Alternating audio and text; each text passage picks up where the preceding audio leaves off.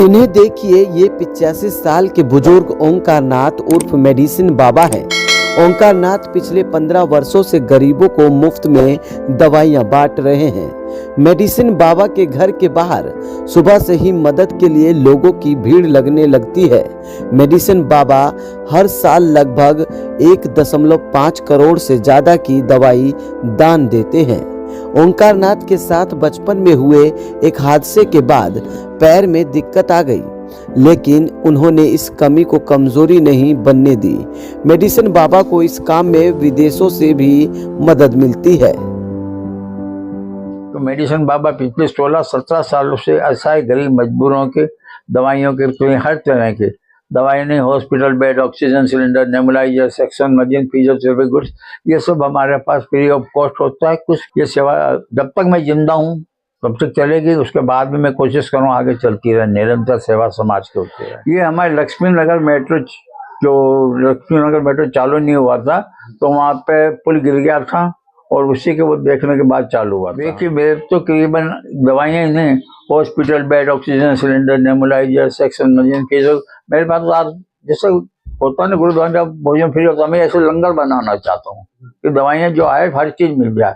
Hospital bed चाहिए भाई ले जाओ, व्हील चेयर चाहिए ले जाओ, ये चाहिए ले जाओ, वाकर चाहिए ले जाओ। मेडिसिन बाबा उर्फ ओंकार नाथ आज से 18 साल पहले लक्ष्मी नगर में मेट्रो का पिलर बन रहा था।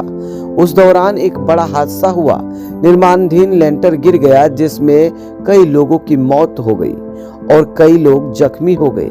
जब घायलों को अस्पताल ले जाया गया तो डॉक्टर ने कहा कि उनके पास दवाइयां नहीं है। ज्यादातर घायलों के पास बाहर से दवाइयां खरीदने के पैसे नहीं थे। यही बात ओंकार नाथ को परेशान करने लगी। इस हादसे से उन्होंने तय कर लिया कि वो गरीबों के लिए दवाओं का इंतजाम करेंगे। आज उनके पास 2 रुपए से लेकर 2 लाख तक की दवाइयां मौजूद है।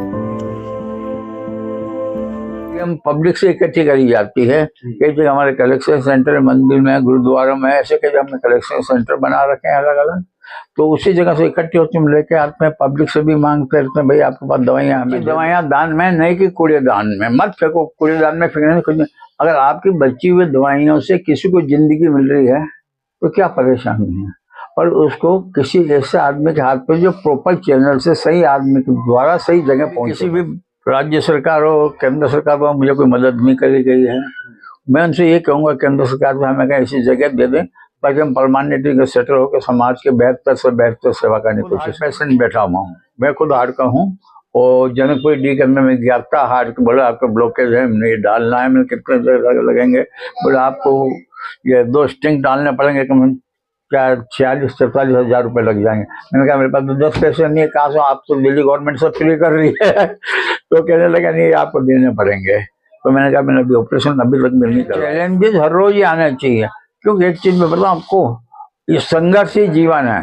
अगर आप में कोई काम करना है तो संघर्ष करना पड़ेगा, और संघर्ष होने के बाद ही आप आगे बढ़ेंगे। मुसीबत नहीं आएंगे तो आप आगे नहीं बढ़ेंगे।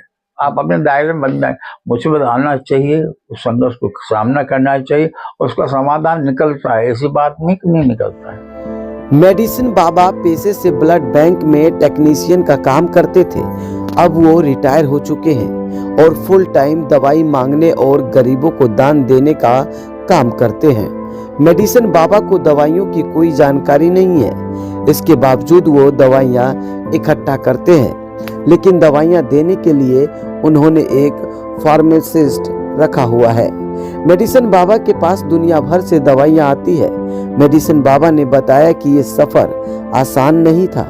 शुरुआती दौर में कई आरोप भी लगाए गए। लोगों ने कहा कि ये दवाइयाँ लेकर बाजार में बेच देते हैं और अपने बच्चों को पालते हैं। हालांकि इन आरोपों को मेडिसिन बाबा पर कोई फर्क नहीं पड़ा। खैर, ओंकार नाथ उर्फ मेडिसिन बाबा जो पिछले 17 सालों से भीख में दवाइयां मांगकर गरीबों का मसीहा बनकर एक मिसाल पेश की है। आपको बता दें कि मेडिसिन बाबा 88 साल की बुजुर्ग आयु में हिम्मत और जुनून के साथ आज भी डटकर खड़े हैं। वो वाकई काबिले तारीफ है।